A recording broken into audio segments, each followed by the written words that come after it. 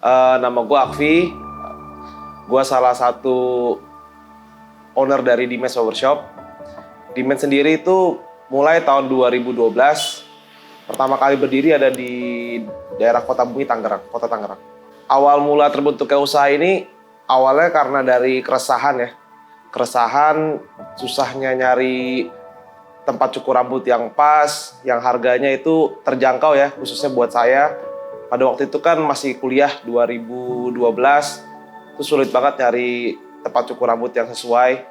Saya sama partner saya, Chandra Subowo, tuh coba bikin tempat usaha yang gimana sih yang diminatin anak muda gitu. Terus juga potongan rambutnya yang sesuai sama ekspektasi gitu. Dan harga juga yang pastinya terjangkau sih. Awalnya milihnya berpartner itu, pertama emang yang mulai duluan Chandra Subowo ya. Chandra Subowo udah mulai duluan belajar potong rambut. Terus dulu kan kita hobi ngeband bareng sama Mas Chandra. Pada waktu itu kan zamannya 2011-2012 tuh zaman-zaman emo. Jadi semua cowok-cowok tuh gondrong.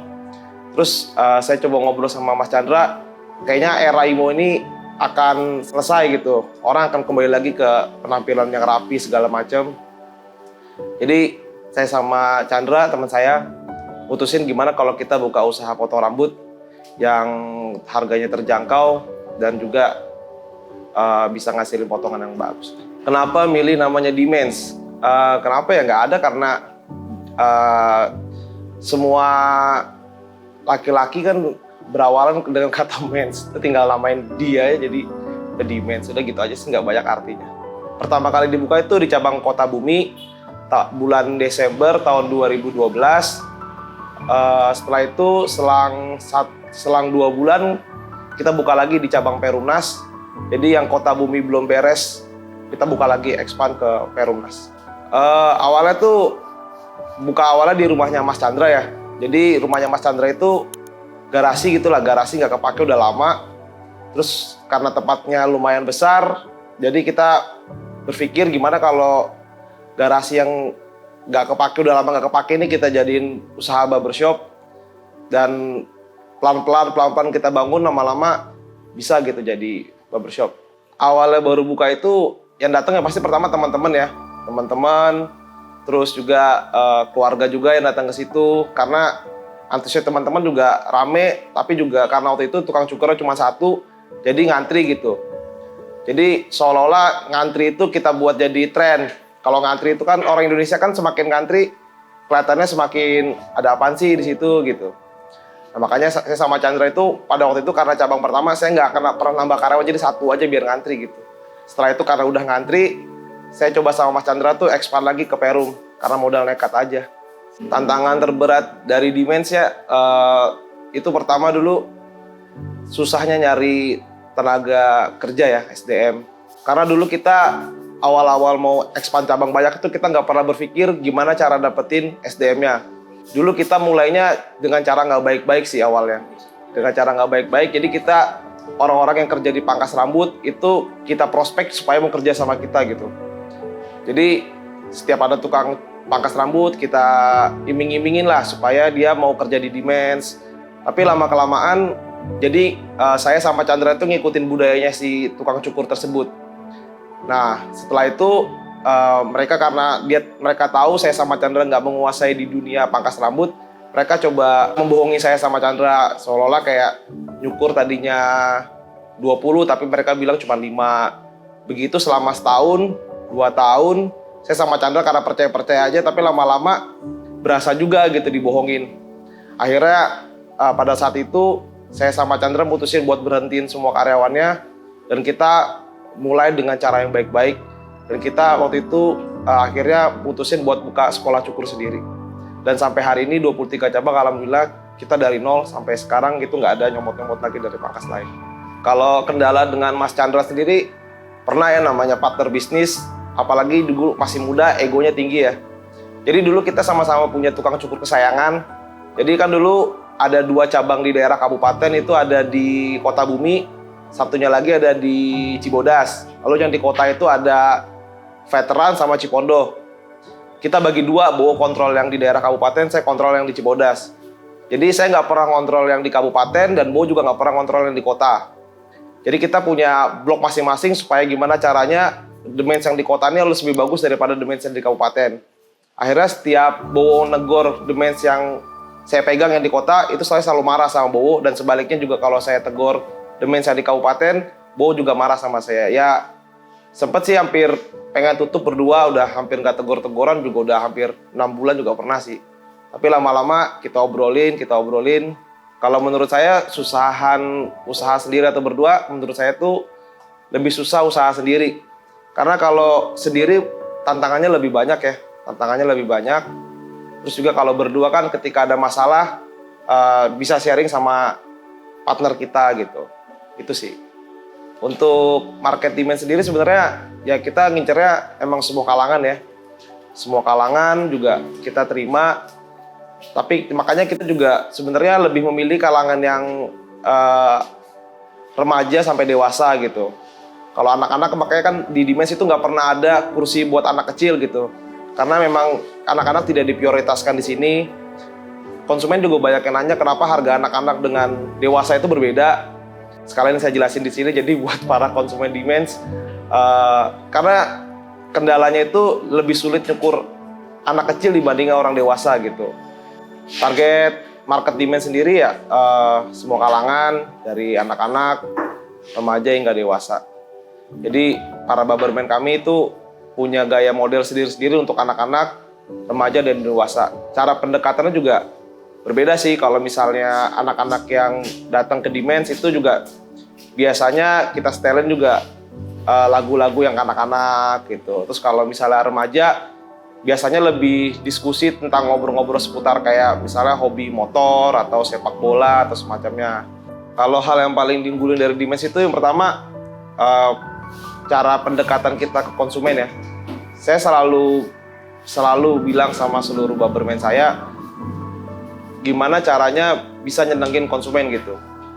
Jadi mulai diajak ngobrol. Kadang kan konsumen itu laki-laki khususnya itu pengen ngobrol itu kadang di barbershop itu tepatnya curhat lah gitu. Entah dia misalnya habis nonton bola, misalnya kalah, dia pengen ngobrol, tapi karena teman-temannya lagi sibuk, ya udah ke tukang cukurnya aja lah ngobrol gitu. Jadi pengetahuan barberman juga harus lebih luas daripada yang lain lah.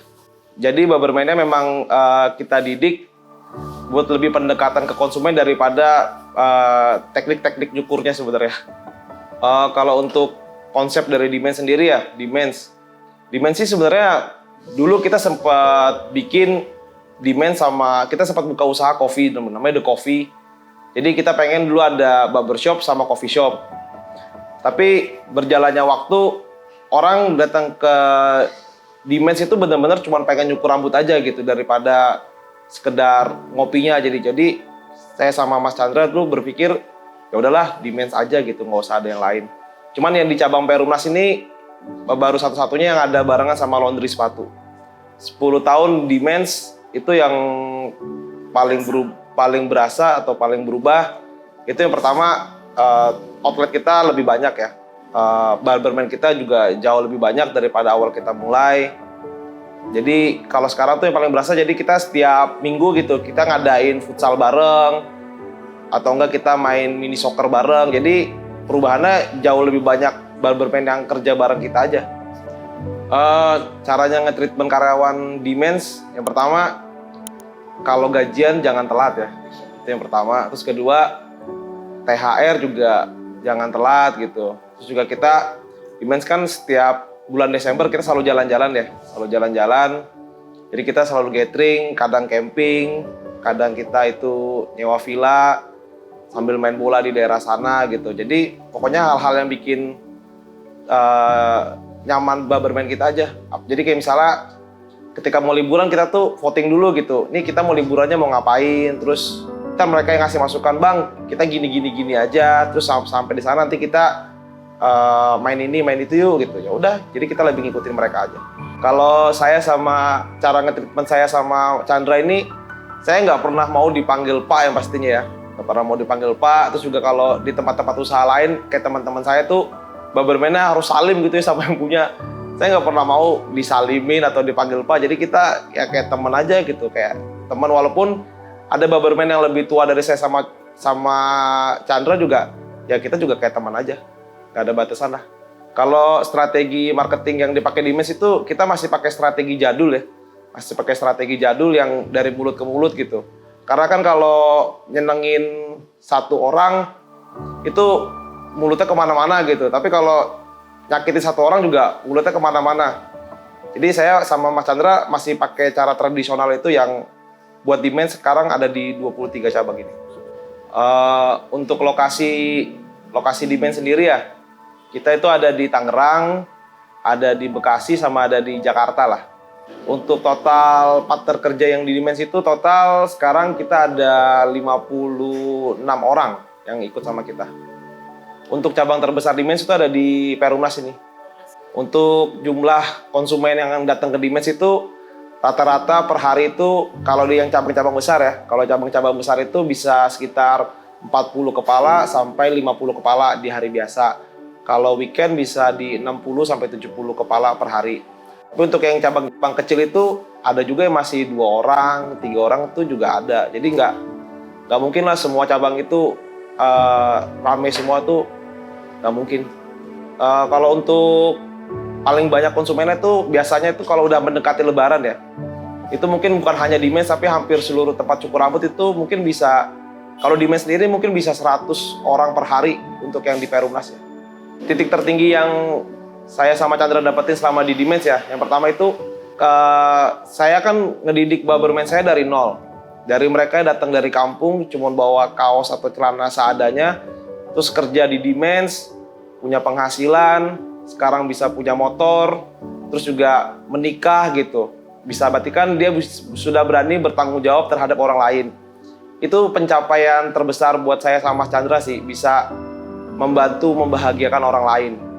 Omset tertinggi di Dimense itu ya cukup lah buat makan, cukup buat beli baju, buat beli motor ya cukup lah. Tapi 1.000 orang. Ya cukup lah pokoknya. Awal mula ngebangun Dimense itu modalnya itu sekitar 6 jutaan ya dulu ya. Karena dulu yang ngerjain Dimense Kota Bumi Chandra sendiri soalnya, Mas Chandra sendiri, jadi dia yang masang bangkunya itu dia sendiri. Jadi kita tinggal beli bahannya aja, terus tinggal dibangun. Tantangan terbesarnya jadi pengusaha itu yang pertama diremehin sama teman-teman dulu ya, diremehin sama teman-teman karena kan dulu itu teman-teman kan udah pada kerja gitu, udah pada punya penghasilan per bulan dengan penghasilan tetap, sedangkan saya sama Chandra dulu kan penghasilannya nggak jelas, terus juga masih bingung mau ngapain gitu. Ya tantangannya palingan sekarang ini menjaga SDM-nya aja lebih baik. Kalau untuk prepare buka cabang Dimense atau buka barbershop gitu ya, tergantung tempatnya juga sih. Kadang kalau misalnya tempatnya agak kecil itu sewa per tahunnya aja kisaran 20 juta sampai 35 juta, itu hanya tempatnya aja. Terus juga renovasi kan juga kalau untuk Dimense sendiri tuh sekitar ya paling sekitar 50 sampai 80 lah. Untuk mantapnya sekitar 100 jutaan. Gak semua orang bisa jadi pengusaha. Gak semua orang juga bisa kerja profesional gitu. Semua orang itu punya jalan hidupnya masing-masing. Jadi orang yang pengen kerja profesional, tekunin aja karena sukses itu nggak harus jadi pengusaha sih. Kadang kerja profesional pun bisa sukses. Tapi juga jadi pengusaha juga salah satu kunci sukses juga. Kalau dia punya mental untuk bisa membahagiakan orang lain.